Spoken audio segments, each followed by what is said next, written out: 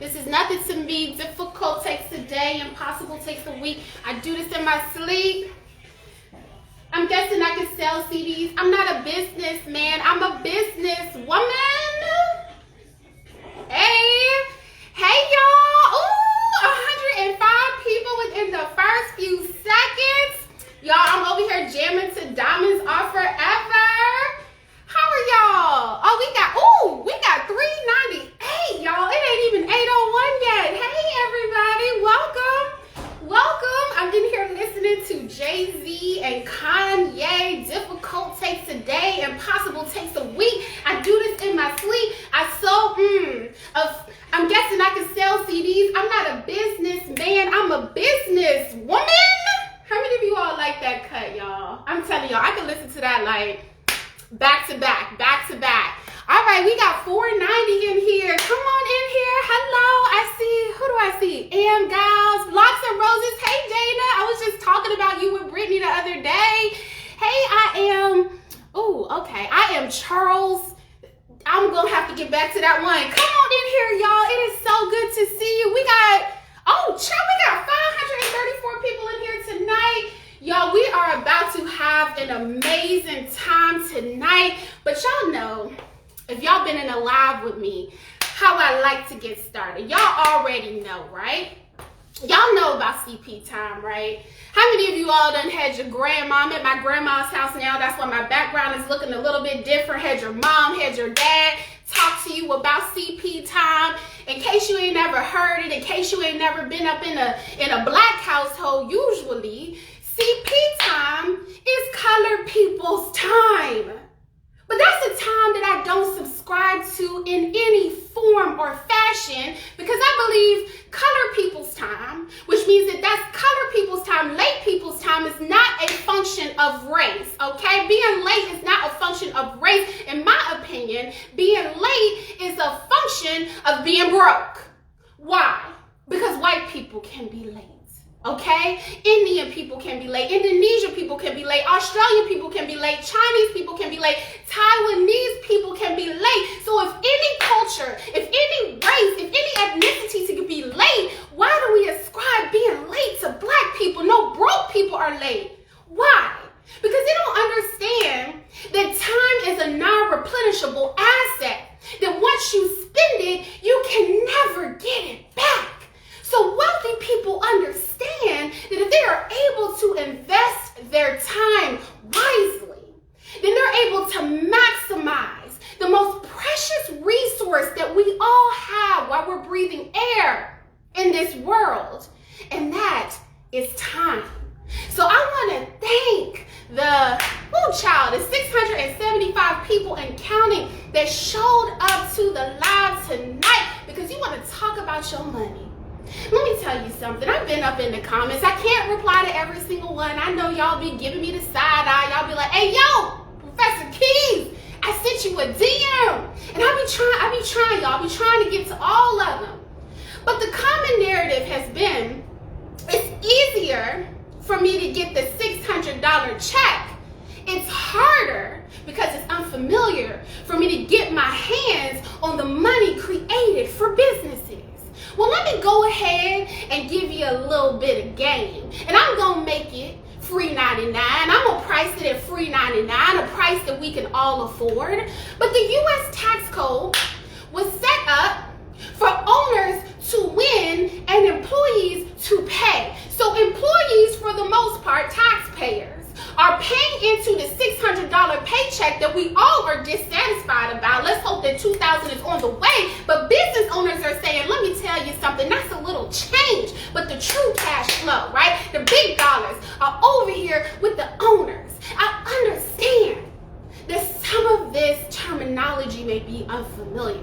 I understand that there are some words being thrown out there like, oh, it's a loan, but a loan might be forgivable, or it's a cash advance. And normally when we hear about cash advance, we think about paying it back. But have you ever heard about the way that people use terminology to trick those people who are not curious enough to ignite their intellectualism to go and find the information that may not have been talked about at Thanksgiving dinner over some cabbage and some mac and cheese and some fried chicken, who are intellectually curious enough to go find the information at a Christmas while everybody else was exchanging liabilities, that you was on your smartphone, your laptop, talking about how can I get my mind wrapped around assets. Don't be tricked by the terminology, because the terminology was made to have you think and believe that $600 was all you get. But the U.S. tax code, my people, set up for owners to win and employees and taxpayers to pay. That's why I was playing Diamonds Are Forever. But because it might be difficult, right? Because it might be difficult to learn this terminology. But what did Jay say? Difficult takes a day. It may seem impossible to learn this terminology, right? But how long does impossible take? Come on, people. It takes a week. Difficult takes a day. Impossible takes a week. I do this in my sleep where I make my money. And that's the mentality that we're going to walk into. Talking about the economic injury disaster loan, talking about the payment protection program part 2 tonight. Then we just need a day and a week, come on people, to make difficult, come on, in the past and to make impossible our starting point. So y'all ready to get started? Because I'm ready, y'all. Listen, whenever we talking about cash flow, it's just like I'm in my reels and I'm like, come on, I can't dance, but I be trying, y'all. I be trying to stay on me. I be on 1 and 2 and 3 and 4 and 1 and 2 and 3 and 4. All right, so y'all ready? Okay, let's get started. So, I hope that you got your pens and your paper ready, because the first thing that we're going to talk about tonight is the economic injury disaster loan cash advance. I want you to say that 10 times fast because it's a lot of words. Every single time I say it, I like to give myself time, at least 120 seconds.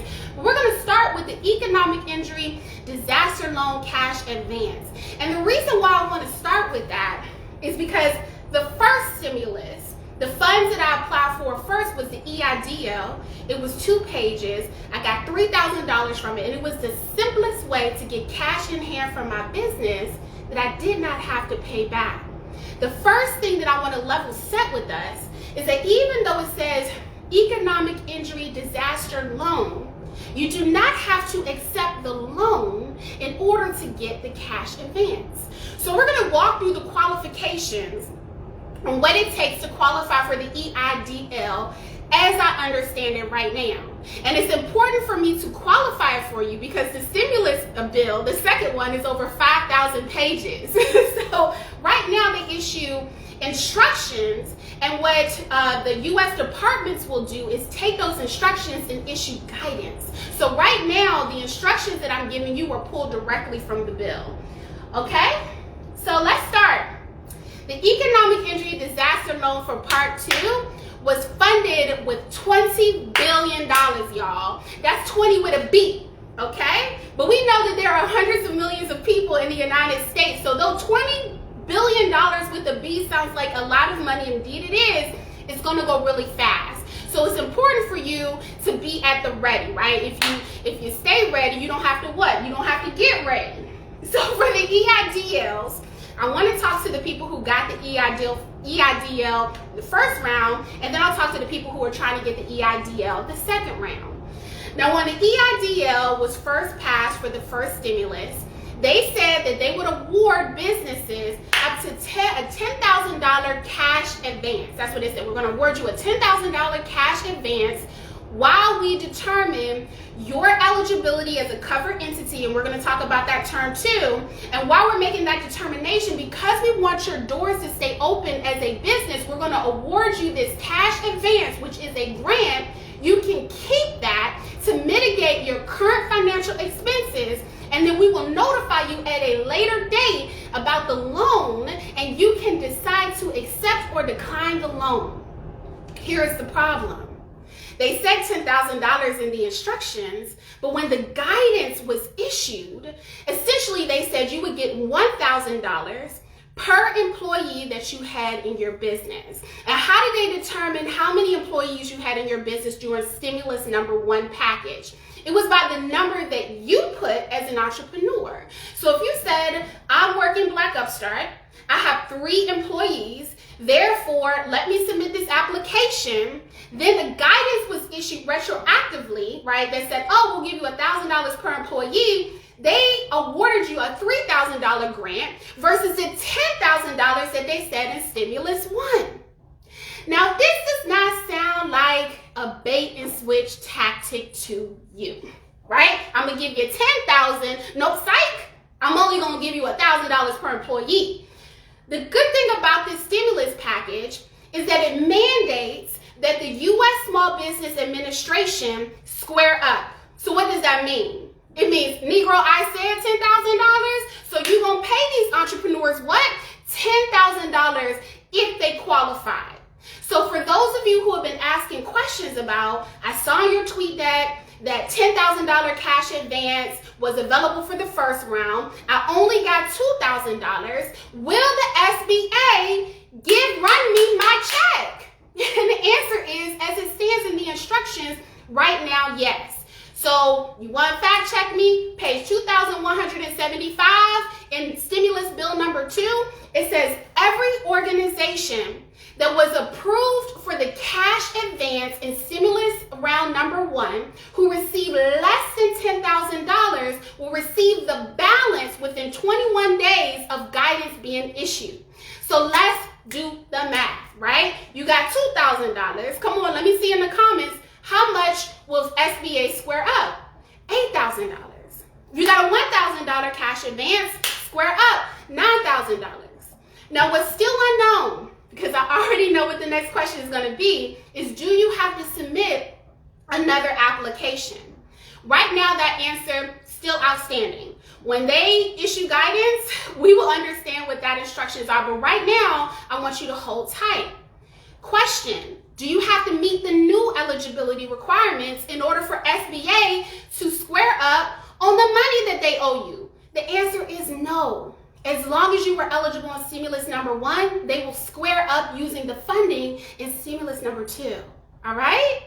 So for all of you all out there that was just like, well, damn, you said I would get $10,000. I'm looking at $2,000. I'm not going to give it back, right? Because once some money hit my pocket, let me tell you something. You for real going to have to square up to get it back. But like once that money hit your pocket, you was like, it wasn't what I was expecting. But let me tell you what I'm going to do. Spend it on my business.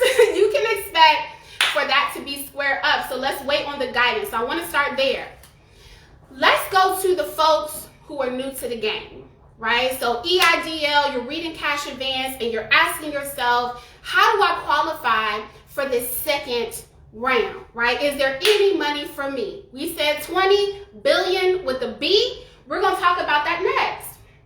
So for those of you all seeking guidance on how you can qualify for round number 2 of the Economic Injury Disaster Loan Cash Advance, there are some qualifications that are set. The first is, okay, that you must have started your business by January 31st, 2020. All right, so that is the date. January 31st, 2020. Now, I know folks will be like, well, I started my business in August. Congratulations. I'm proud of you. You do not qualify. I started my business in June. Congratulations. And I mean that from the heart, but I also mean this too. You don't qualify. So you must have started your business by January 31st, 2020, okay? And your business must be operating. And operating just means that you are attempting to make sales, okay? If your business was started after this date, I'm going to end this live by talking about the opportunities that are available to you, okay? So you must have started your business by that date. Now, here are the other qualifications that come along with this, okay?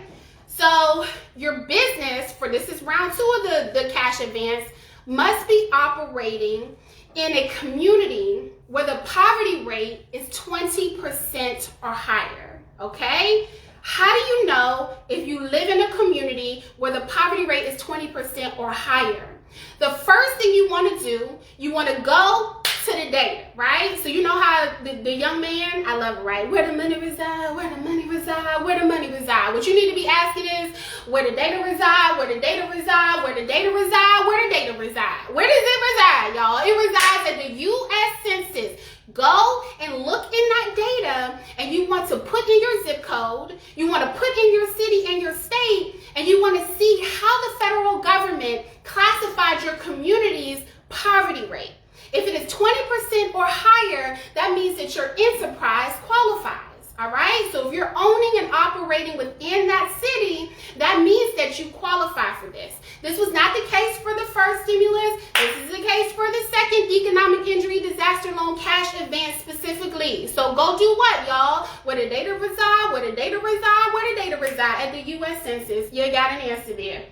Second, you must have less than 300 employees. And this is good, right? So what they're doing is, they are making this pot of money available to those entrepreneurs that are truly small, okay? So the first cash advance were for businesses that had 500 employees or fewer. This time you must have 300 employees or fewer, all right?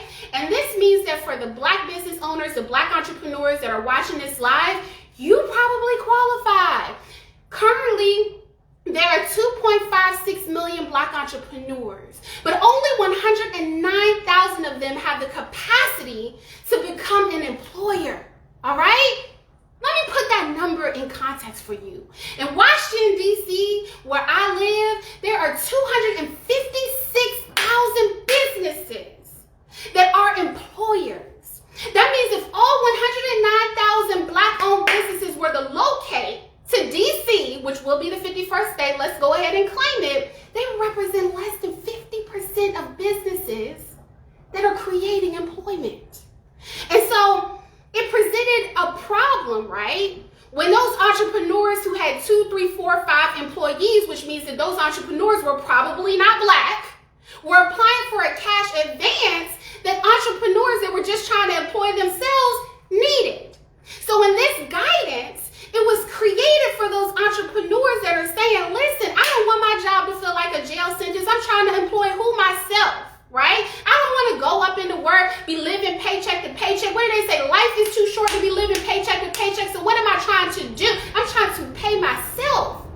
So this is for those entrepreneurs, 300 employees or fewer, for which that is almost 97%, or at least over 90% of Black entrepreneurs. So if you're listening to this and that's you, and it probably is, I want you to think about applying for this cash advance. And then finally, you must have lost 30% of your income. And that's what we're going to move into next. How do you decide, right? How do you calculate if you lost 30% of business income? The reason why this metric is important is because the cash advance is meant to keep small business doors open. Y'all already knew I was about to say Black business doors open, because y'all know how unapologetic I am. But it's meant to keep those doors open. And so for them, they want to demonstrate that COVID-19 has caused an adverse effect in your ability to make sales. How do they do that, y'all? The data, right? So where the money reside? Oh, we're going to get there, right? We're going to get paid. But in the interim, what is it? Where the data reside, right? We need to go where the data reside, because the numbers will tell your story. Now, if you have been a good steward over your finances, that means that you got a bank account, all right? You got a bank account, and in that bank account, you have had revenue. That's money deposited, so cash in, and you've also had cash out, and that is your expenses. What you want to do is you want to pull those financial statements, okay? You want to pull those financial statements, and you want to look at the dates of March to December, okay? So you want to look at your March statements, and you want to look at March, April, May, June, July, August, September, October, November, December. You want to pull your 2019 statements, okay? So pull your 2019 statements. Look at how much money you made during those months.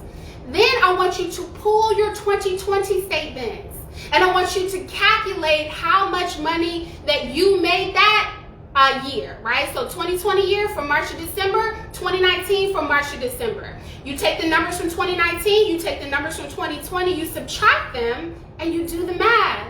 So if you made, let's say you made $50,000 in 2019, but you made $10,000 in 2020. That's a significant loss. You would take $50,000 in 2019, subtracted 10, you end up with a balance of $40,000, and you best bet, I'm a political science major, but I will count my money in a second. Let me tell you something, don't short me. You will find out that you made less money, right, than you did before. Half of $50,000 is $25,000. So if you only made $10,000, you already more than 50% in the hole, right, for 2020. That's how they're going to determine the extent to which you qualify for losing 30% of income. All right? So you want to make sure that you pull those financial statements. So I know the next question is going to be, well, I'm a sole proprietor.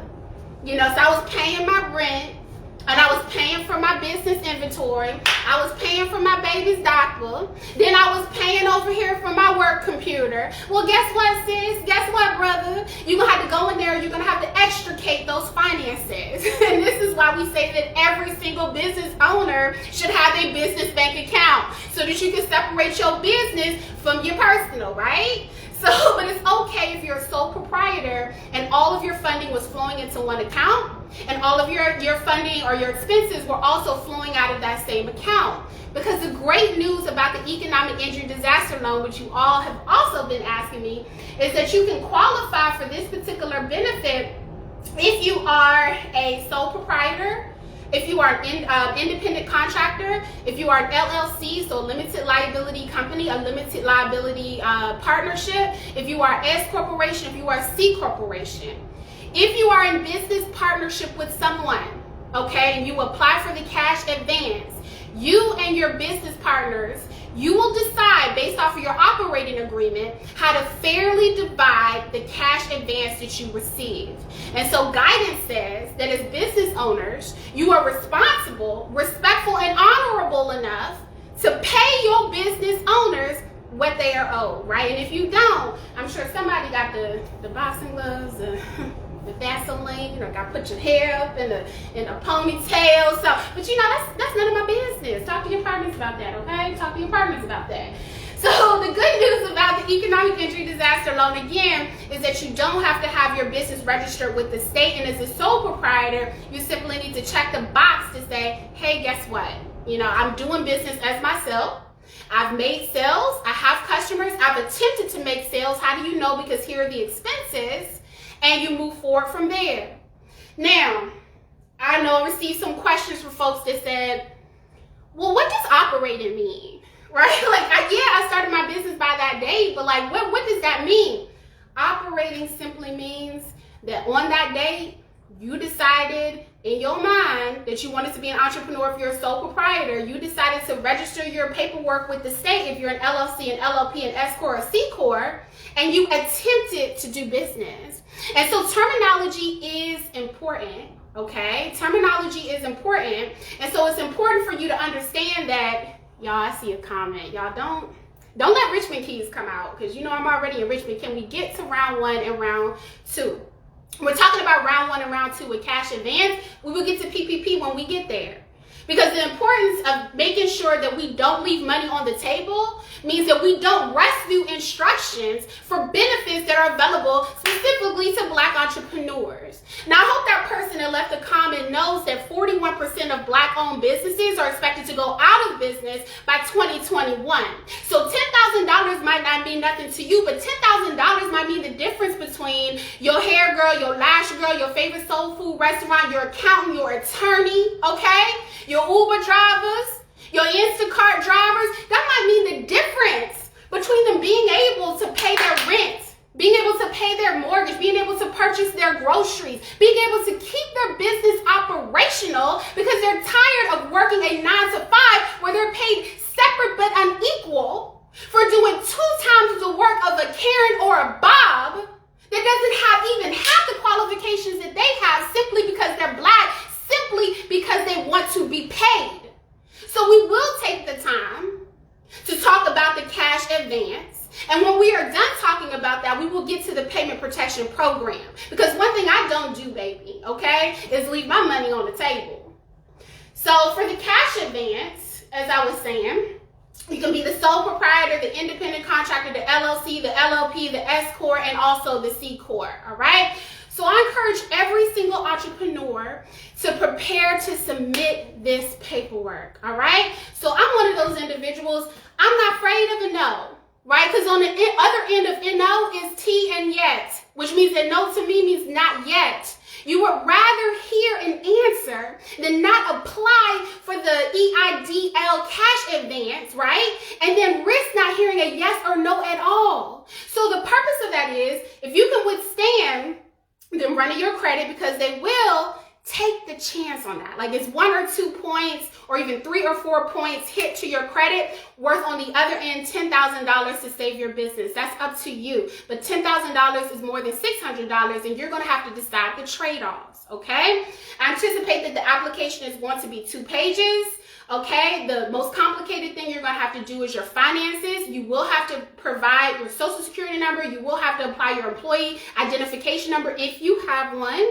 Sole proprietors might not have an employee identification number, okay? So you're going to have to put that in there. Yes, they will pull your credit. When they pull your credit, you will know. You will get a notification if you have credit monitoring services, or if you want to pull your credit report for free, you will visit freecreditreport.com, annualcreditreport.com. Pull your credit report and see when it was pulled and what it cost to your credit. For me, it cost me 1 point, and I could afford that for $3,000. And now on the other end of stimulus number 2, they're going to square up, right? An additional $7,000.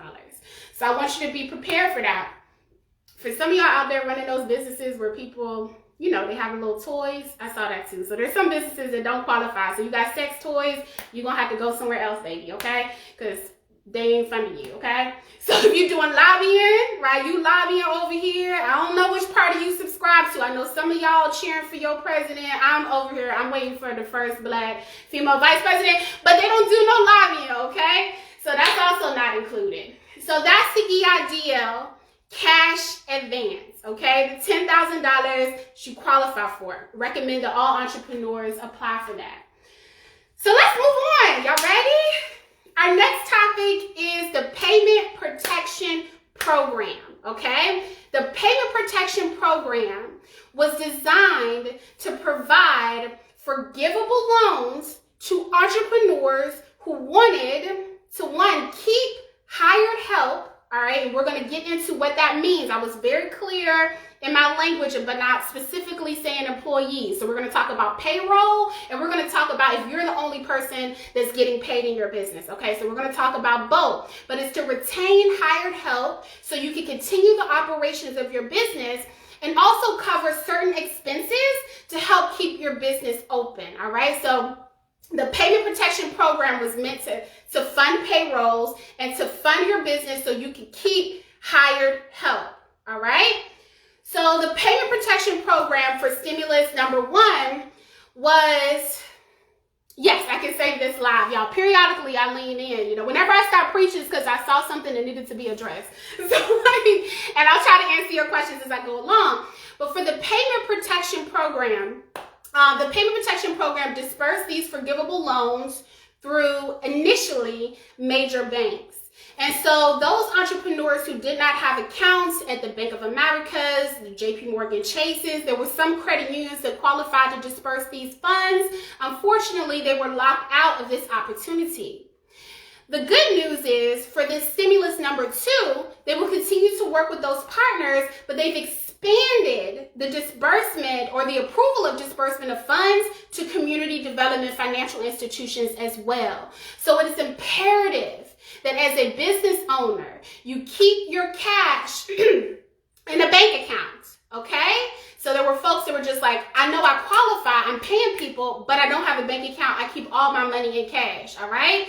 So it's going to involve you working with a representative at your bank in order to even get the application started for this particular opportunity, okay?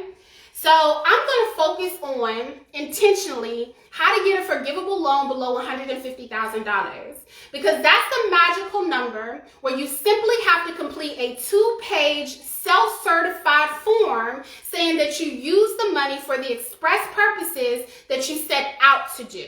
All right, 2-page form, self-certified, you submit. How the government looks at that is that $150,000 to them, it's not worth usually pursuing people who are defrauding the federal government. I'm not recommending that you do that, but what I am saying is that the bar is low for investigation under that magical number. But the good news is, and this is the news that we're trying to improve, is that the average white-owned business grosses $600,000, okay? It's not the good news. $600,000. The average Asian American business grosses $400,000. But the average Black-owned business grosses on average $70,000. That's the statistic that we need to change. The average Black-owned business doesn't even hit 6 figures, right? Which is why it's important for entrepreneurs to sell the products and services that people want to buy, so they're not starting hobbies, they're starting businesses. Now, why is that important?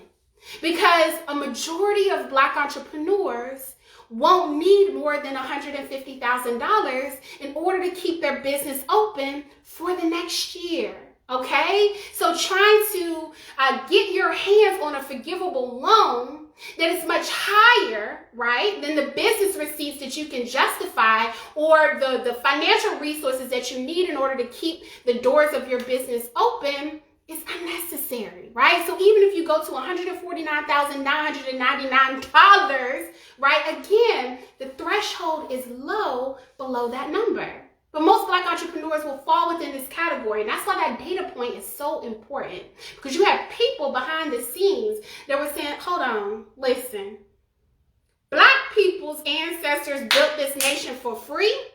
So sitting up here and giving Shake Shack and Ruth Chris and the NBA, I know y'all was watching the games the other day, giving the NBA millions of dollars in funding, while Black entrepreneurs got stuck with a stimulus check because they're competing with publicly listed companies who are traded on a major stock exchange. They over here holding a freaking, how much was the stimulus check? $1,200 stimulus check, and they running around here with $2 million.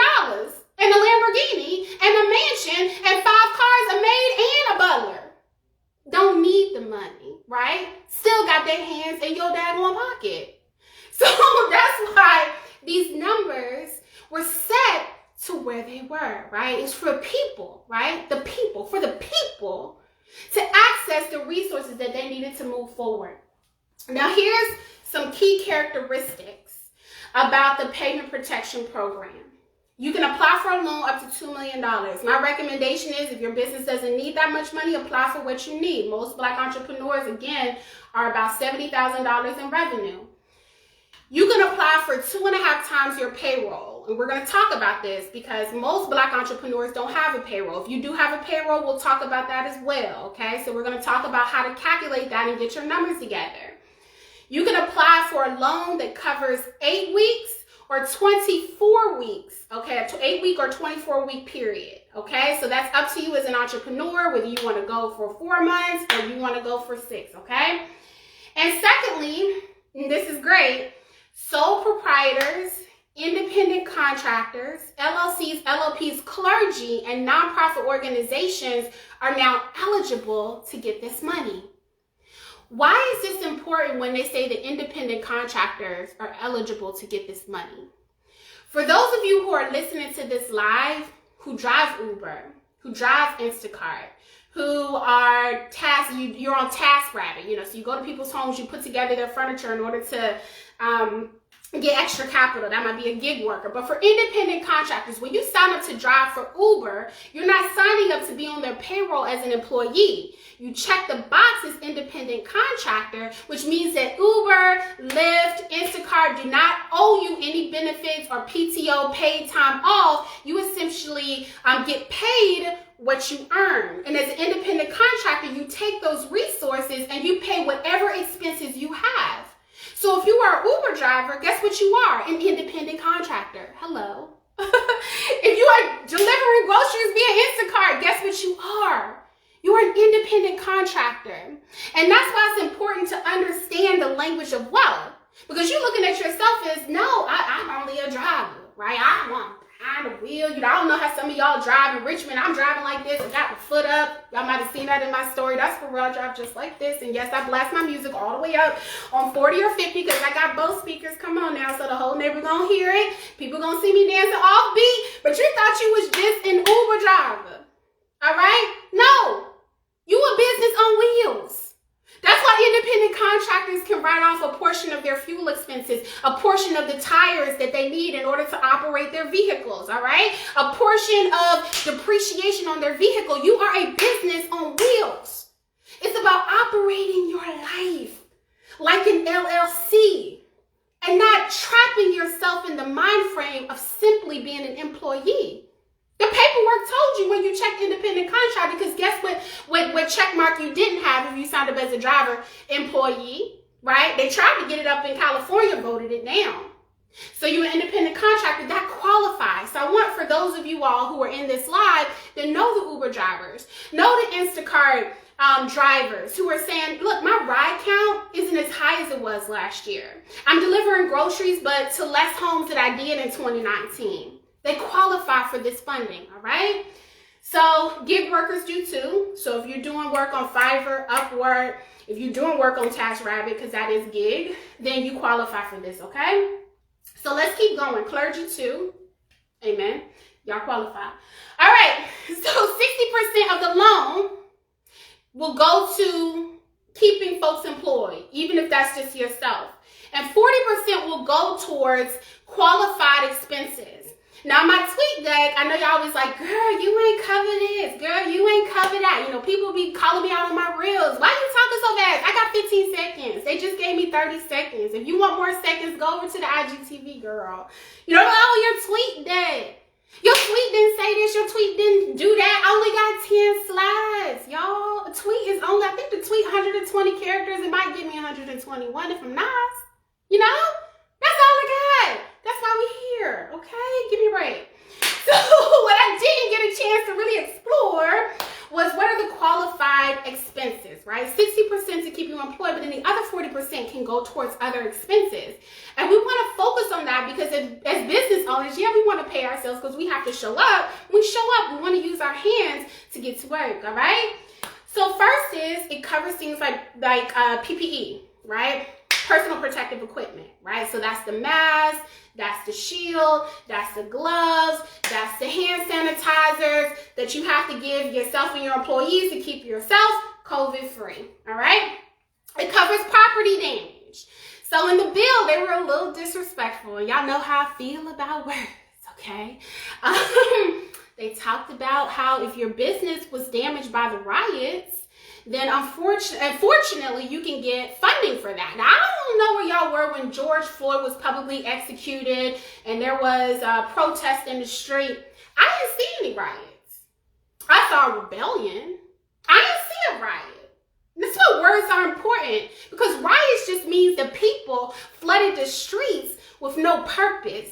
But a rebellion means that people came out in the street with the purpose to get justice for a life that was executed too soon, right? Because police officers don't have the authority to decide who's innocent or guilty. They're not judges, right? And in my life, my mind, only God can judge, but you know, that's another conversation. They're not judges. You don't get to decide who lives or dies simply because you have a badge. When people went out in the street, it was for a rebellion and not a riot. And that's why terminology is so important. So they'll say, oh, if your business was damaged during a riot, I didn't see a riot, I saw a rebellion. But since we're talking about cash, I'm going to say what I need to say. You're going to say what you need to say in your little bill, run me my check. Ideology's still going to be the same. Third, supplier cost, all right? So this is for those folks who are holding inventory, all right? So if you own a t-shirt business and you're buying your t-shirts wholesale, You're printing them at home, you're mailing them through FedEx, you're mailing them through USPS.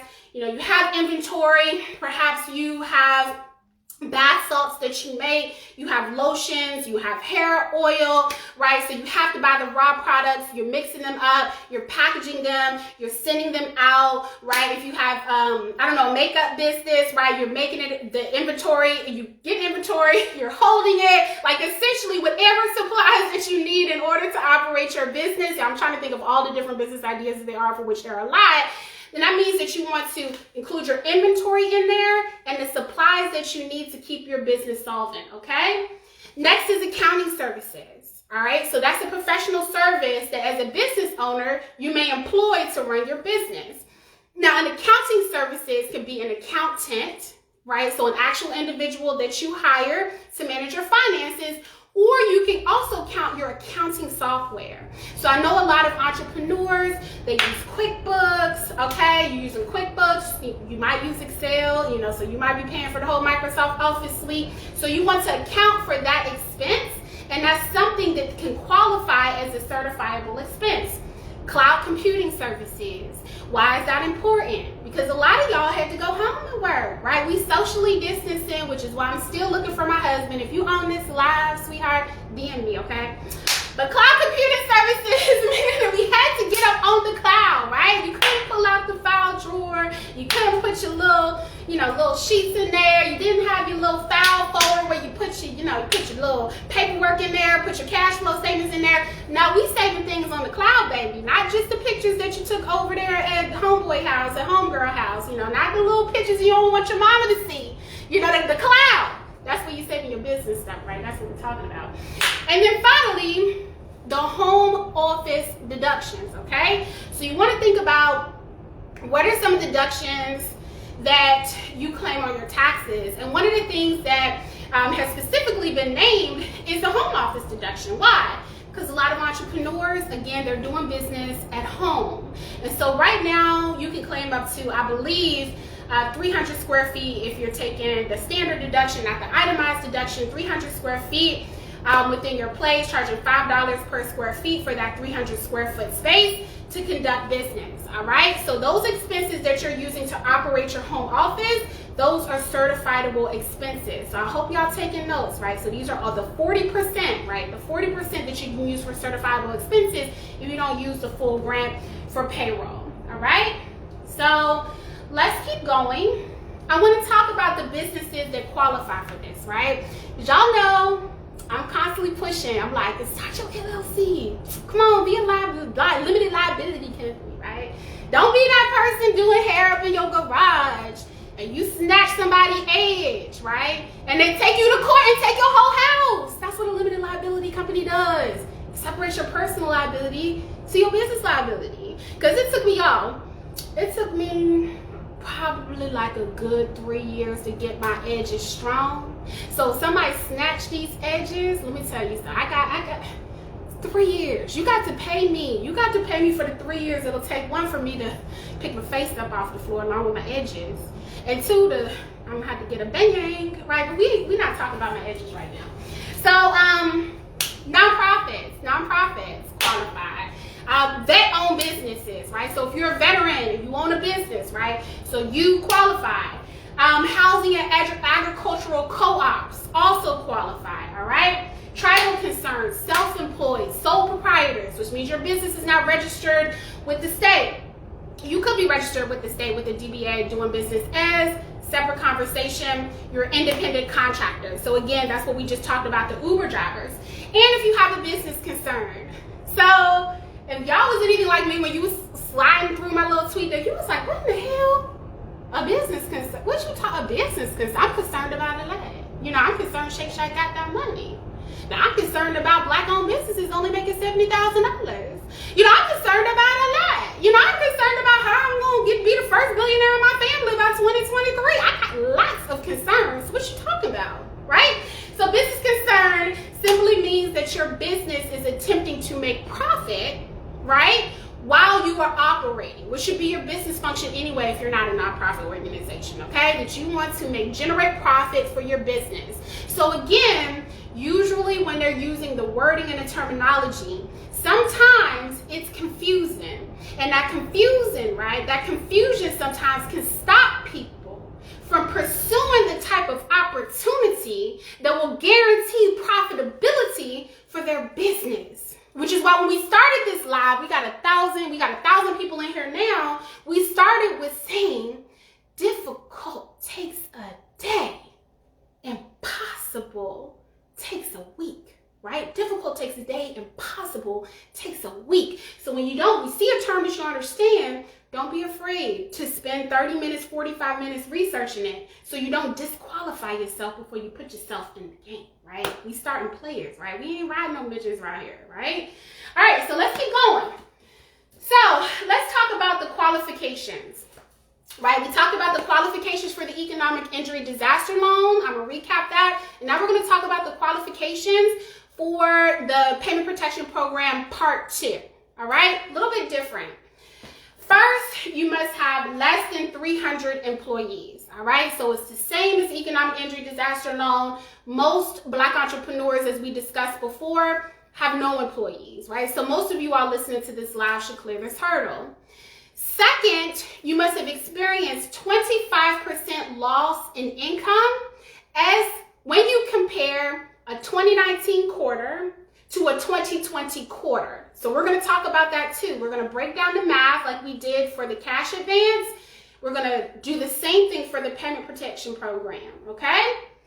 Third, you must have been operating your business by February 15th, 2020, right? So the last date for the cash advance was January 2020. And for this is a very specific date, February 15th, 2020.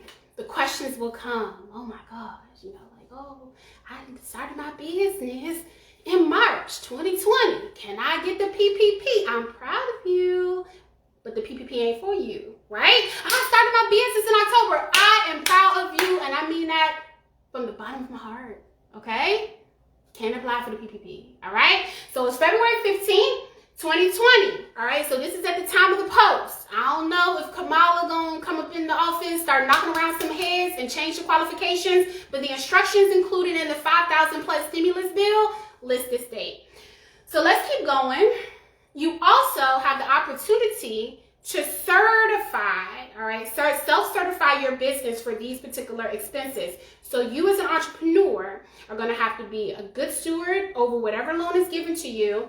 And you're going to have to say when you're communicating with your bank that the losses that you experienced were due to COVID, all right? So these are the types of questions that I want you to ask yourself, and I want you to be prepared to say to your banker, what is the loss for COVID, right? So if you were driving for Uber and your rides decreased, you would say, I believe that my rides as an Uber driver decreased because less people were commuting to work, less people were commuting to social activities, right? So you might have been in the entertainment business and you might say, wait a minute, I used to be a producer, I used to be on the set, bankhead bouncing it out, butterflying a little bit, cabbage patching, whatever you do, voguing, whatever you do.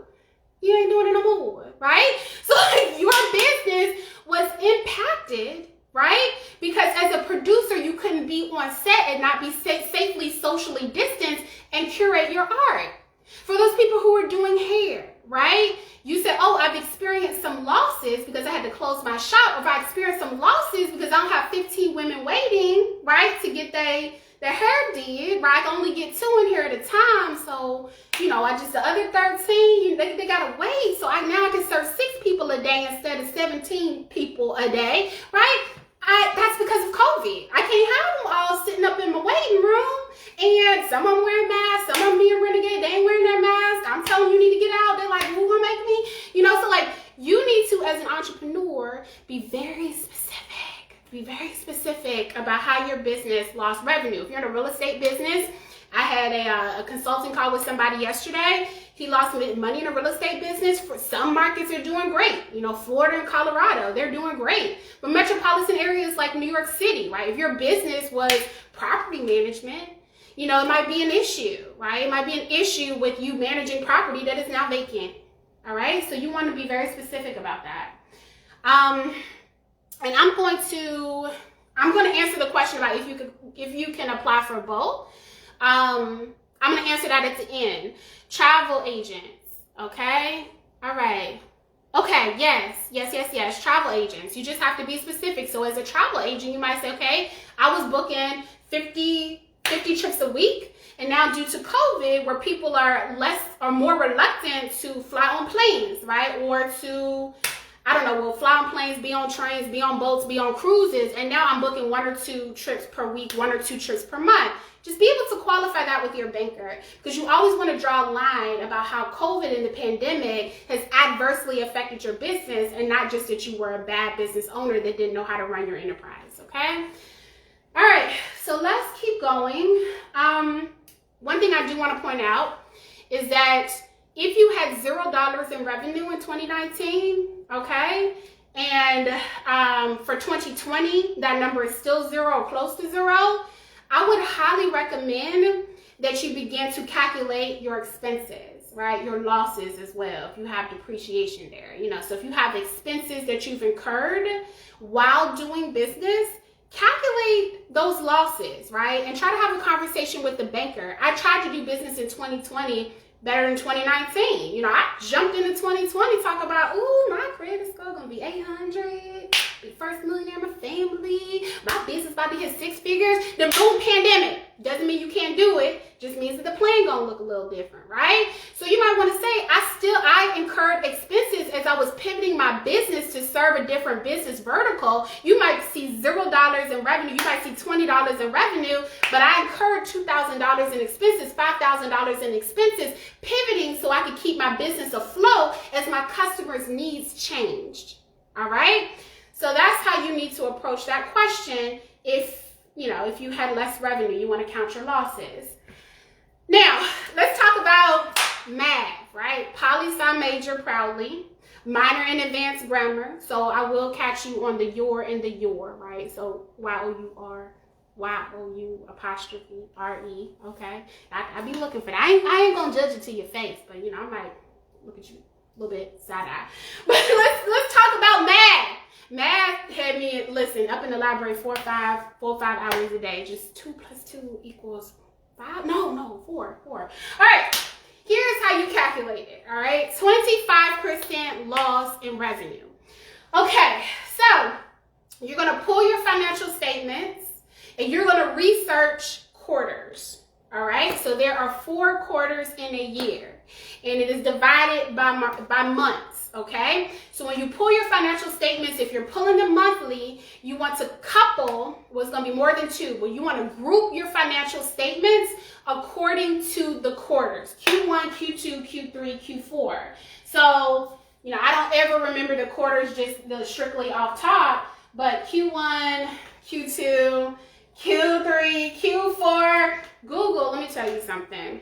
Google got answers. You got to check your sources, but Google got answers. Look, Google it. Figure out what quarters, what are the quarters, right? So quarter 1, January to March. Quarter 2, April to June. Quarter 3, July to September. Quarter 4, October through December. You want to group the couplings from 2019. You want to compare them to 2020. Now, what bankers are going to be looking for is if your quarter Q1 in 2019 compared to quarter 2 in quarter 1 in 2020, if you experience a 25% loss. For quarter 2 of 2019 as compared to quarter 2 of 2020, if you experienced a loss. Same thing, Q3 2019, Q3 2020. When you look at the numbers, was there a loss? Onward down to Q4. So as an entrepreneur, before you submit this paperwork to the bank, understanding that the bank has the same financial statements you do, right? Because you've been doing business with the bank, because as business owners, we do good business, right? They're gonna see the same data as you've seen, right? So you want to pull that data and you want to make sure that whatever those numbers are, that quarter after quarter, right? When you're comparing the quarters, that you can, when doing the math, realize a 25% loss. So if in Q1 you made $5,000 in 2019, in Q1 in 2020, if you made $1,000, right? That's more than a 25% loss. How do we know that? 50% of 5,000 is 2,500. If you only made $1,000, you made less, right? Than your losses were greater than 25%. Okay? So that's how you calculate that. As long as you experience a loss of over 25%, then you're eligible for this. All right? So let's keep going. Now, question. If you did not do business in 2019, right? Did not do any business in 2019, but you started your business in 2019, that's also okay. So you want to compare quarter to quarter in 2020. So let's say you weren't operating Q1, right? You weren't operating from January to March, right? But you were operating from April to June. Compare your January to March numbers to your April to June numbers. Same thing. If you weren't operating from January to June, the first 6 months of the year, but you were operating, right, for the last 6 months of the year, compare that, right? If you started in 2019, it might be $0 in revenue. It might be, let's say, $500 the first 6 months. And even if the last 6 months is $1,000, you can still realize a loss if you incur more expenses, okay? So one other question that someone might ask is, well, that's it. Yeah, I thought I had more to go. I was like, oh, wait a minute. Last thing I want to talk about with the PPP is that if you are the only person operating your business, do not get turned off when they say 60% of it needs to be used for payroll, okay? So for those of you all who started your business, you're the only person. You the CEO, you the COO, you the accountant, you the attorney, you the administrative assistant, you the receptionist, you the social media manager, you all of the above. But one day, child, one day, right? You gonna look. People other than you gonna be filling those positions. But in the meantime, in between time, you all of those people. Well, with the PPP, there is a caveat called ownership compensation replacement. Right? So I want you to write that down. Ownership compensation replacement. And essentially what that means is that for those entrepreneurs for which you are the only person owning and operating your business, the PPP loan, right, Forgivable Loan, will qualify for the money that you would have paid yourself as the owner. So it's replacing the income that you would have earned if your business was operating at optimum levels absent COVID intervention. So this is what you want to do because the math is going to look a little bit different. You want to look at your net income from 2019, all right? How do you find your net income from 2019? You're going to pull your Form 1040, your Schedule C, which is the form that you filed when you submitted your taxes for 2019. You know, we paying our taxes. So pull your 2040 tax returns, right? Your tax filings, rather. And I want you to look at net income, right? Net profit.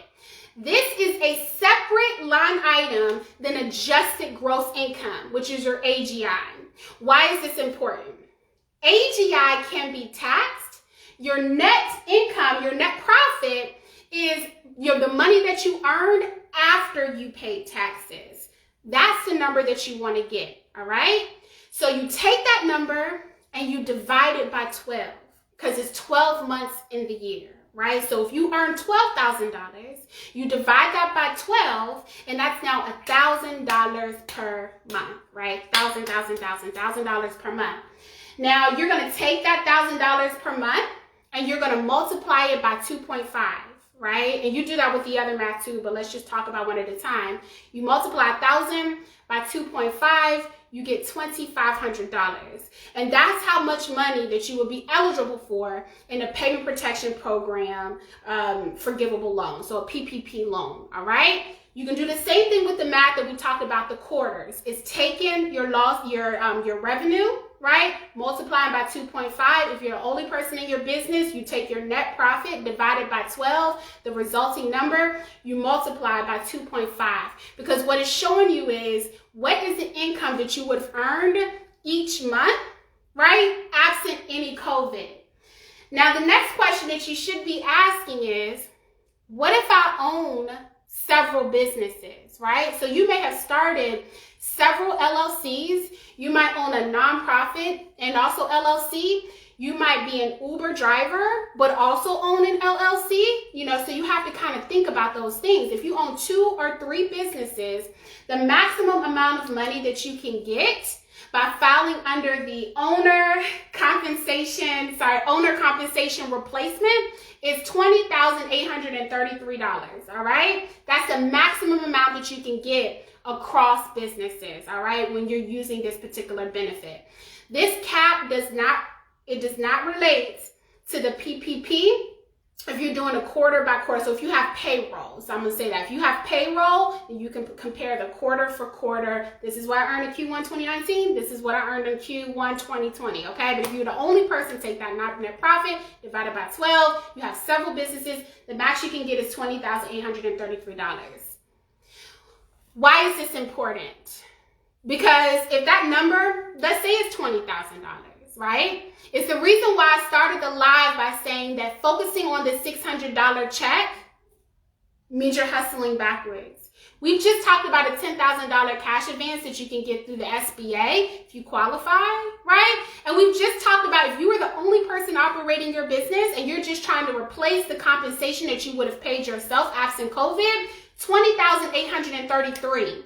So if you take that $10,000 and you add it to $20,833, that is $30,833. And if you added the $600, which I'm not going to do on my fingers, at this point, listen, you were freaking almost $31,000. This is why it's so important that you learn the language of wealth.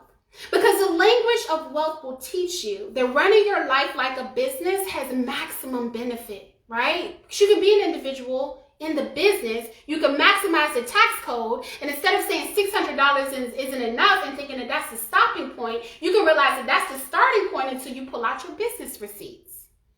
Now for the for the Paycheck Protection Program, again, my recommendation is you don't go over $150,000 because there's 2 different forms that you can fill out. So if you do the owner compensation replacement, you would complete the EZ form. So please write that down, the EZ form. If you do that, once you have received the loans, right, you complete this form in order to have them forgiven. It's just 1 page.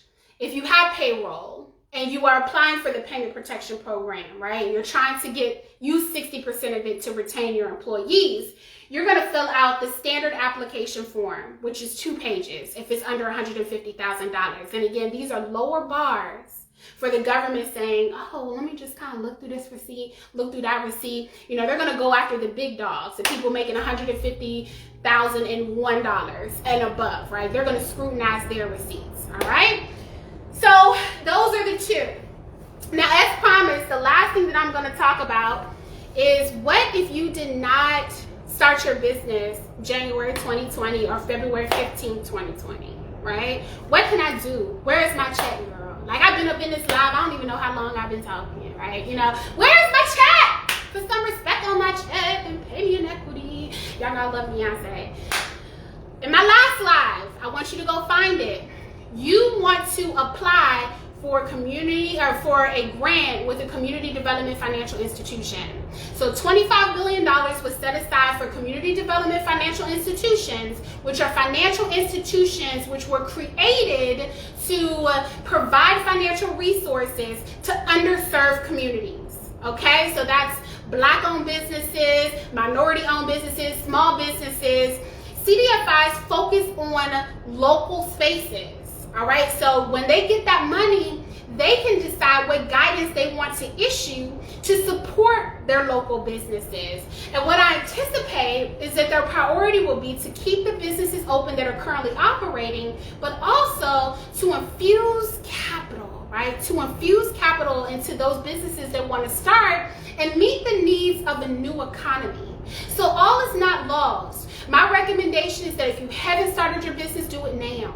Okay, if you haven't opened a business bank account, guess what? Do it now, all right? It's not too late.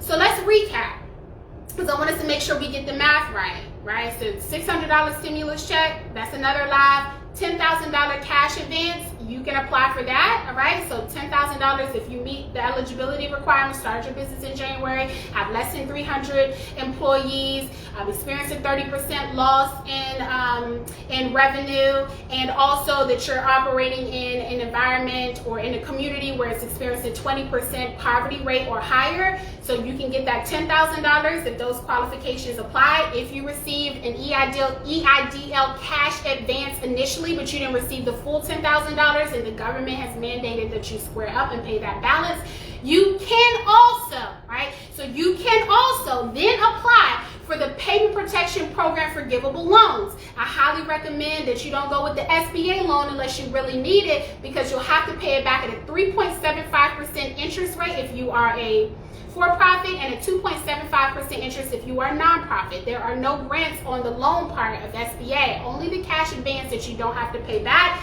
and you don't have to pay taxes on, and you don't have to claim as income on your taxes. You need to apply also for the Payment Protection Program for Givable Loan, right? If you are the only person in your business, you do not have payroll, you can apply for up to $20,000, $20,833. And so let's say you started your business in December, January, and you can apply for grants and potentially low interest loans with community development financial institutions. So those are 4 opportunities, y'all.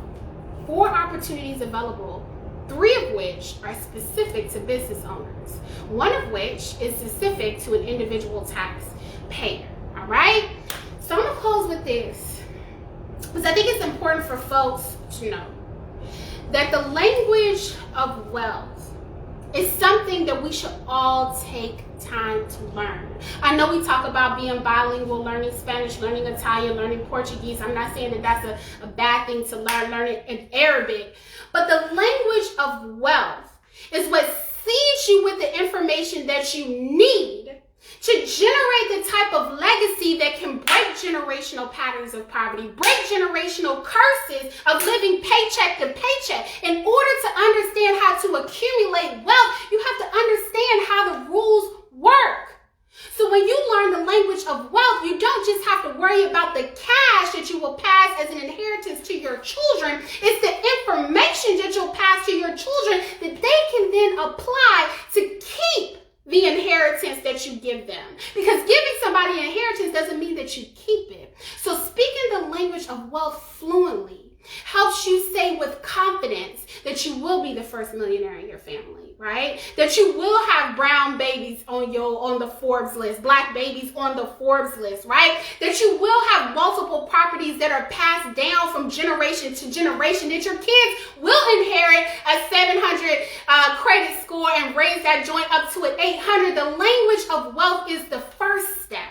Cash accumulation, asset acquisition is the next step. And then the establishment of the legacy can never be the final step, right? Because it's you passing the information, passing the cash, passing the assets, passing the values down to the next generation with the expectation that they will never drop the baton, but that the generations coming behind them, your grandbabies, your great-grandbabies, your great-great-grandbabies already know that mom and dad years ago said that the generational curses of poverty, of lack, right, stop here.